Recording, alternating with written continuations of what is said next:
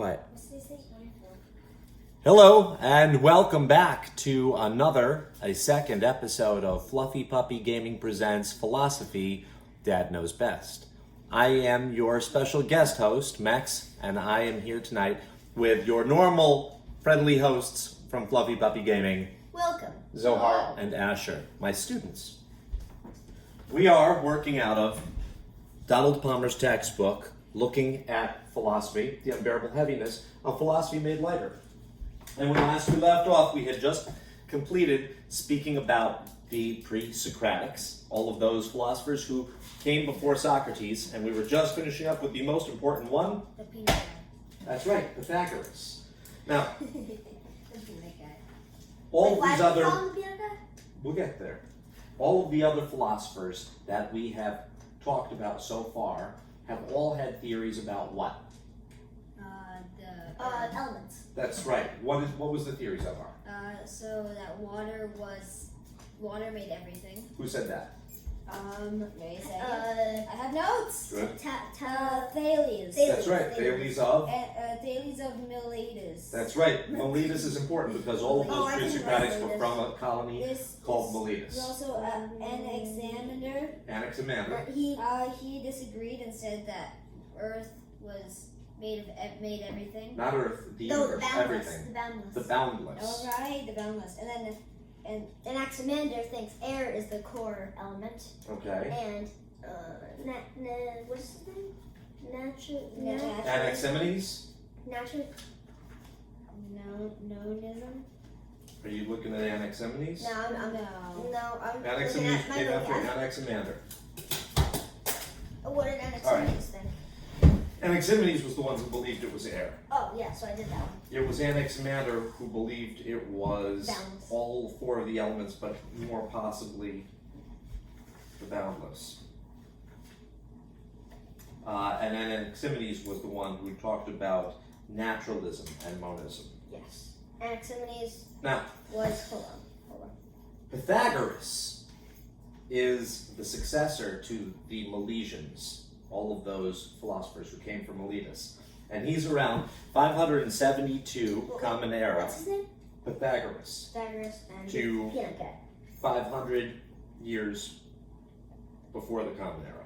That doesn't seem right. Why does it say that? Oh, circa. I'm sorry. It's roughly 500 years before Caesar, which is what BC originally meant. Really? But we say BCE, before the Common Era, because we're Jews. And Christ is not the right word for us. Okay? So, what do we know about Pythagoras other than the fact that he had a cult where he believed people came from beans and beans would turn into people? Or something to that. I want to effect. write that. No, it was peanuts. Cult of peanuts. Cult of He peanuts? thought that if you took a very close look inside a bean, it would reveal that each and every one of them contained a small embryonic human being. Cool. A human being, as the case may be. But what was more important about Pythagoras and what holds him in the annals of history for all time is that he is the first known human being on the planet to have figured out the circumference of the planet. Because he believed that everything wasn't about air, and it wasn't about the boundless, and it wasn't water. What do you believe he believed? He believed that everything was about mathematics, numbers, or what he called the harmony of the spheres. Now, the harmony of the spheres is something a little bit more complex than we're going to get into today, but to give you a basic understanding of how far ahead of his time Pythagoras was, he had anticipated the bulk of all of Euclid's writings on geometry, and he discovered the ratios of concord between musical sound and number. So he had an amazing grasp on the context of mathematics within music, which everybody seems to take for granted now that, there's a golden mean and that music and art and everything does revolve around mathematics as well. He knew it 2,500 and some odd years ago. He also said that, what else did he say? Well, to give you an idea of how important his school was, it lasted for 400 years. All right. Oh, wow. Now, in the scheme of things, that might not seem like a long time. No, but that's a long time. bear in mind, the United States of America has only been around for what? 200 and coming up on what are we at? 76 is 200 years. Geez, we're on record. I can't even do my math in my head. Well, you get the idea. 400 years is a long time for a school. Pythagoras. That's pretty good. You should show the camera your picture of Pythagoras. What? Go closer. We're coming up on 250? I'll 43. Yeah, it's 243. 7 years until it's Now that's 250 years. Pythagoras. Yep. Mr. Pythagoras to you. All right. Bear in mind, Pythagoras was one of the giants of philosophy who had a huge, huge influence on Plato. All right? And the music of the spheres was what he called this basic doctrine about the harmony between music and sound in mathematics. After Pythagoras, we had a guy named Heraclitus. He's about 470 years before the Common Era. And he thought, and this is taking you back again, you're wondering, are we taking a step back? What's his name? His name's Heraclitus. I'm not Heraclitus. Heraclitus. He believed that everything was made of fire. Fire is the stuff that all things are made of. And he meant this in a metaphorical rather than a literal sense. Something about the nature of fire explains both the appearance of stability, the flame's form is stable, and the flame inside everything changes. Heraclitus drew some striking conclusions from this insight. He said that reality is composed not of a number of different things, but of a process of continual creation and destruction, where war is king. What? Yeah. He was what? He was an odd philosopher, more philosophy than science, this one. He believed what? He believed that everything was a process. There was a total cycle of creation that led to destruction. He also said, you can't step in the same river twice. Like you can't. You yeah, walked across it twice. To get back. You can't. What he repeat meant, something? again, metaphorically, what he meant was that everything changes, even change changes, everything changes, but change itself, actually, is what he said. He was also called the Dark One. His ideas were interpreted very pessimistically. His ideas create more than merely a philosophy, they constitute a whole mood, almost a worldview of nostalgia and loss. Some people dig that, you know. I like the Nostalgia Channel and the magazine. You can't go home again, your childhood is lost, the friends of your youth are gone, your present is slowly slipping away from you and it's speeding up every day. Nothing is ever the same. Nevertheless, there were some positive aspects of, stop with the cookies, you didn't earn the cookies yet. There's some positive aspects of Heraclitean philosophy. There existed an unobservable logos, a logic governing change. Logos is L-O-G-O-S. Logos. Logos is Wasn't science logos- and philosophy. That's right. And it's a logic governing change that made change a rational phenomenon rather than the chaotic, arbitrary one that it appeared to be. So the science and philosophy moving together to somehow explain this idea of process and change being ordered rather than chaotic. This logos doctrine deeply impressed Plato and eventually became the basis of the notion of natural law. All right? He what? What? What part did you not? I can't answer he what. No, What's I he I what? wasn't- I wasn't. He What? I wasn't paying attention. What? I wasn't paying attention. Who admits? You admitted. What? You weren't paying attention? That hurts my feelings. I'm sorry. Heraclitus is next. I'm going to talk to my smart child now. Heraclitus' next successor, the person who came after Heraclitus, was a guy named Parmenides. You can stare at me. I like that. That's fine. I'm just saying. You got to earn your way back into my good graces. Parmenides lived roughly How do you spell that? 515. Parmenides. M-E-T-T-T. No, Thanks. That really helped. Parmenides. I wouldn't have been able to spell that without you. Okay. How do you spell it? Do you spell it with 2 It doesn't T's? matter. With 3 T's? Possibly, I don't know. He went one step further than Heraclitus, and following in Heraclitus' footsteps, he said, you can't step in the same river once. So you just What? So you jump over the river? No. So you go through it twice. Parmenides begins with the idea of what he takes to be a self-evident truth. It is. All right? This is not an empirical claim, not one derived from observation. Rather, this is a truth of reason. It cannot even be denied without self-contradiction. If you say, it is not, nothing exists, then you've proved that it is. For if nothing exists, it's not nothing. Rather, it is something. What? How? What? What? Stop. What? What? What? Parmenides believes that being is rational, that only what can be thought can exist, since nothing What? cannot be thought of without thinking of it as something, there is no nothing. That's so That's confusing. I That is can't. just Can you think of nothing? No, because that's something. Uh-huh. Yeah. And you understand. It's an endless loop, though. You're smart, child. Shmoo gets it. Shmoo! No! Okay. And what's mine? Parmenides equals shmoo. Hold on.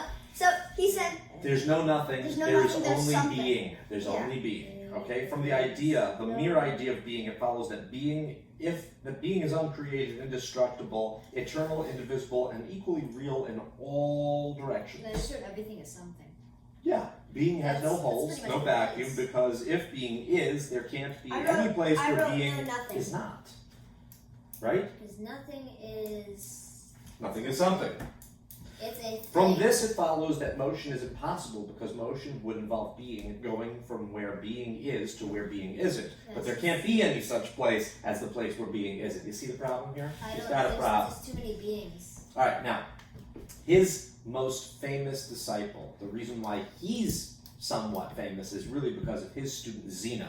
I love the name Zeno. If we ever have Is another it dog, spelled? I might name my dog Zeno. And me too. Zeno. And Z or is it an X? Z. All right, so Zeno and Parmenides. Oh, that's so cool. I love that name. Which one? Zeno. Okay, so Zeno, the student of Parmenides, came up with a whole series of these paradoxes. Do you know what a paradox is? Yes. What is a paradox? Tell the viewers at home. it's a like a alternate reality. Where No. Is it like a wormhole? No, a paradox is where one thing happens Turn. and then someone tries to undo that thing, Oh, but by like changing the causality would make it so They it would go never back in happen, time. and because it would never happen, they would never have gone It's an to go end- change it's that so thing. done. So you have It's an endless- impossible causal yeah, loop. Flash And- did that. and- You can't go back in time and kill your great grandfather because he wouldn't be because then alive. I wouldn't be born and you wouldn't be born. Yeah, So- Flash did that, but what did he do? I love that we're boiling everything down to Flashpoint with DC Comics. That's great. Yeah. Shout out What shout issue? out to Flash. What issue? But stop it! Don't All of them. listen. No. Okay, That's let's talk about Zeno because we're running out of time. From what I can tell, I think. Let's see, we have about 16 minutes left. Yeah, All right. half the time. So Zeno argues that even granting that motion can happen, one could never arrive anywhere, not even to such a simple goal as to the door. And the reason is, when you walk towards that door, and there's a door right over there, I walk half the distance, and I'm half the distance there. Then I walk another half the distance, I'm half the distance there. I keep having the distances, but eventually I'm supposed to reach the door, but I still have smaller and smaller increments of distance to reach. So So you're before saying it's always the more. way he has it, before you can get to the door, you must go down the hallway. To get down the hallway, you got to cross half the hallway, and then the remaining half of the hallway, and then so on and so forth. So you're saying there's So always more to There's go. always more Yeah, in front so- of you. But we know, because we've walked through doors and crossed down hallways, that this is a bogus argument as well. It has to end. He also had a great paradox about Achilles, who's supposed to be a very, very fast warrior who fought the Trojan War, and a tortoise. And also his heel was his. That's right. Now, if Achilles gave the tortoise a head start, assuming that he had not been injured in his heel, The swift runner could never overtake the lumbering reptile, right? This is because before Achilles can pass the tortoise, he must arrive at the point where the tortoise used to be. But given that the hypothesis of motion, the tortoise will never be there. He has already moved on. This will forever be the case. When Achilles arrives at a point where the tortoise was, the tortoise will have progressed. Achilles can never catch him. It's the same idea. He's always crossing half the distance.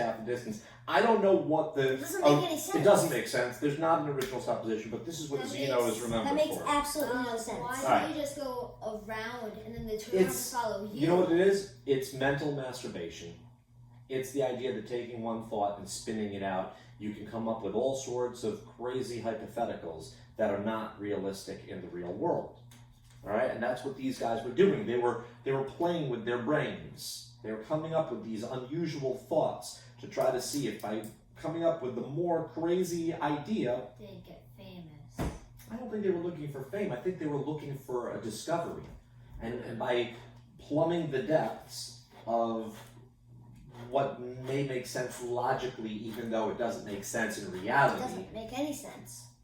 They thought that perhaps they could come up with some sort of unifying theory, like all the other guys before them had done. All right, now Parmenides and Zeno created a crisis in Greek philosophy. First, they forced the distinction between information based on the five senses and that based on pure reason, a distinction that will later develop into two schools of philosophy. One of those schools is called empiricism, and the other school is called rationalism. Second, they forced a reevaluation of the monistic presupposition accepted by all Greeks heretofore, namely the view that reality is composed of just one thing. Because thinkers came to realize that such a view led directly to Parmenides' untenable conclusions. Who said what? What you're saying? What's like school? School what? Well, no, these are the two things that Parmenides and Zeno came up with. Oh. These are their lasting legacies. This is what their philosophy, the work that they put out there, resulted in two schools of thought in philosophy, empiricism and rationalism. This is just like we were talking about. I can't write as fast as you're speaking. Then write faster. Yeah. Say that again. Typing, keyboards. This is why. Go ahead. We should do it on keyboard. All right, Stop no. slamming things down and start writing. Stop it. This is irritating. Sit back. What is that? Mark We'll review it every single afterwards. time Daddy talks to you about something. Don't mark your brother up. Why not? So what did Parmenides and Zeno? I have to They hear it made again a so I can school. write. Schools, yes. Schools of what? Rationalism and They made a school of children. Empiricism. Pure little children. But they didn't make these schools. These schools were later developed by the distinction that they showed the world in philosophy. The difference between, logicians thinking in hypotheticals mentally what was the other school? Rationalism or what? I think we should just keep moving on. I'd like you to No, stop I right wanna now. take notes. I think that you should Too move many on notes, because Ashley. I feel like you're missing the gist of what's Alright, happening. so I'm not going to take this note. Sit back and listen to me, please. All right? Is reality one thing or is reality many things? What is it? It's both. Oh, a dualist. I like that a lot. Tell me why it's both. Because you don't really know what reality is until you have it. What? That sounds like a Hallmark card. What's that? Oh, another school of philosophy. The next group of philosophers after these people, who were all amazed by Pythagoras and the schools that followed him, are called the Pluralists. Pluralists precisely called Pluralists because they believe in many things. So Composing I reality. can't write anything. It's scared. Just listen and I know. try to I'm absorb. I'm trying so hard, but Try it's to making absorb it what you worse. can. Stop messing around. All right, the first of the Pluralists that we're going to talk about is a man named Empedocles. Empedocles. Empedocles. Empedocles. He's from 440 years before the Common Era, and he believed that everything was composed of the simplest parts of the four elements. So fire, wind, So everything. water, and earth. And he called those the four roots. Okay? So basically he just brought it right back to So what everybody else thought in the original. The boundless I'm surprised he even made it in the history books with such a weak theory. That is kind of weak. weakness. But in the face of Zeno's critique of motion, Empedocles believed he needed to posit two forces to explain change and movement. You're going to love this. Two forces to explain change and movement. Do you know what he chose? What did you choose? Love Oh, God. and strife. Oh, my God. Love and strife. Love is the force of unity, bringing together unrelated items to What about produce tough love? new creations. And strife is the force of destruction, breaking down old units into fragments. What about tough love? That's Not like on our syllabus. that's like shoving someone over to do I'm something. going to send you back to your mother in a second. Okay. I should go take care of the chickens. What? We're not done. How much time? We still have 8 minutes. Alright. Empedocles' theory was later to be accepted by none other than Freud. Sigmund Freud named the two forces eros, which is basically Latin for a certain type of love, and thanatos, which is Latin for death. Okay. The death instinct, the life instinct and the death instinct. Freud agreed with Empedocles that these forces formed the basis of all organic matter. The first theory of evolution developed out of Empedocles' system. Love brings together certain kinds of monsters. Many heads grew up without necks, and arms were wandering about naked, bereft of shoulders, and eyes roamed about alone with no foreheads. I don't know what that is. That's a quote from Empedocles' writings. That's horrifying to think about. Those that could survive did survive. Aristotle later criticized Empedocles, saying he left too much to chance. The next pluralist was Anaxagoras. Now are they just doing the same first part of their names? Anaxagoras They're like Lived Anaximenes. 428 years Anaximander. before the Common Era. I know some of this gets a little hard It's to repetitive. remember. They're Anaxagoras. not creative. Anaxagoras found Empedocles' theory too simplistic. He replaced the four roots with infinite seeds. Each of these seeds is something like an element in today's chemistry. So in some ways, this all sounds very modern. Every object in the world contains seeds of all the elements, and in each object, the seed of one element predominates. So yeah, to some degree, that really does sound like the periodic table. And here's a quote from him. In all things there is a portion of everything, for how could hair come from what is not hair, or flesh from what is not flesh? Well, Anaxagoras agreed with Empedocles that some force explaining motion and change was required, but he replaced Empedocles' all too mythical figures of love and strife with one force, a mental one, Like Anaximander with his which he boundless. called tough love nous, or mind. or mind. This means that the universe is organized according to an intelligent, rational order.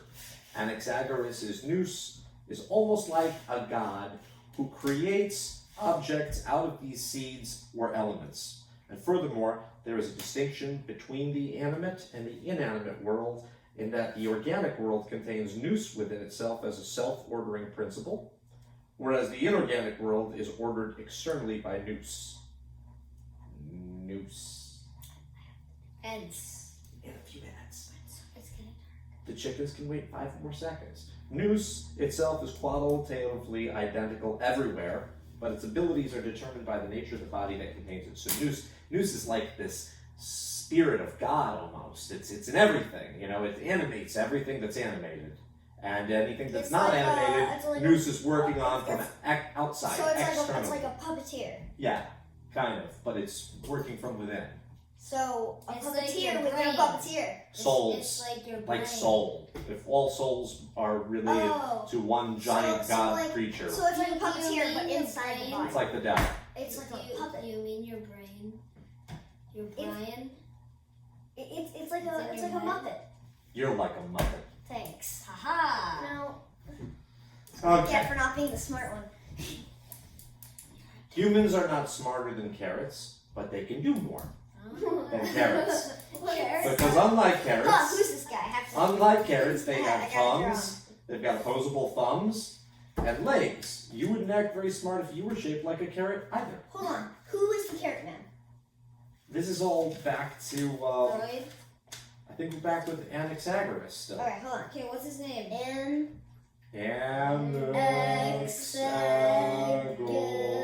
Anaxagoras. Okay, Carrot Man. 4.5 minutes, okay. Carrot Man. Little carrot man. Little carrot man. Alright, I want you guys to notice that this is the first time something has been used to distinguish clearly between living substance and dead matter. Alright, the anthropomorphic concept, nous, looked somewhat promising to early philosophers, What's this guy look but like? eventually it disappointed them.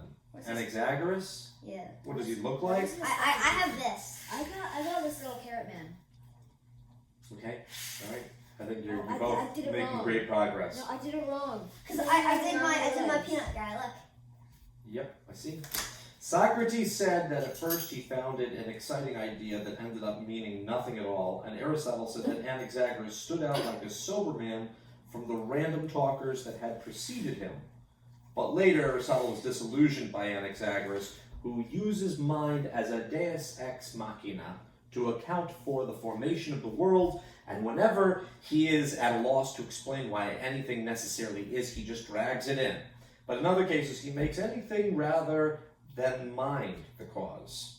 Precisely because Anaxagoras' view was anthropomorphic, it was still too mythical for Anaxagoras' successors, a group of philosophers led by Leucippus from 460 years before the Common Era, and Democritus. And these guys were known as the Atomists. They saw the world as composed of material body, which themselves were composed of groups of atoms. The Greek word atomy, Isn't that what's true? yeah, The to atom. some degree, means indivisible, that which cannot be split. That's the problem. The word atom itself comes from the What's Greek atomy? word atom, atoms. The atom. All right, but the word atom comes from a Greek word which means Right, Paul. literally something that cannot be split, because it's indivisible. Which we now know is not true. You can split an atom. It's a quark. What? A quark is smaller than an atom. But that doesn't. Oh, quark. I thought you said cork. Did you say cork? I said quark. Okay, good. All right, Democritus made each atom a little piece of Parmenidean being, an uncreated, indestructible, eternal, indivisible little substance, creating no holes. Okay? And he set them moving through empty space, traversing absolutely necessary paths that were determined by rigid natural laws. They all have their own paths. Yeah, I'm going to make you go all the way back to see what happens there. All right, so, contrary to Parmenides' view, both empty space and motion were real. Moreover, like atoms themselves, motion and space were natural and basic, admitting of no further analysis. Okay? You know, I don't appreciate. Do you have any questions? That was a lot. I still don't understand the something guy. I really like Z. There are a lot of people that I don't understand. Okay. They don't make sense. Do you understand Pythagoras at all? Pythagoras is the peanut guy. He thought everyone Came from peanuts. That's not what's important, though. What's important is that he mathematically Oh figured yeah, out yeah, he did the math stuff. He was the musical math dude. harmony of the spheres, That's harmony of I'm the gonna- universe. Almost big one. All right. Sing. How about Anaxagoras? Do we remember Anaxagoras. Anaxagoras is the carrot man. He believed everyone was a carrot but could do. Oh no, God. He believed, Daddy. He believed that people Were were carrots, walking but like could do more. naked arms and weird foreheads. No. That walk He around believed that together. everyone is a carrot but can do more things. And has the mentality of a carrot, but If you're listening at home, thank you. This has been another episode of Fluffy Puppy Gaming Carrots. presents We're carrots. philosophy we're carrots. We are genius We're carrots. carrots with tongues. from Father Knows Best. And peanuts. I have been Max. Carrot peanuts. That's Asher and Zohar. Fluffy Puppy Gaming. Ow!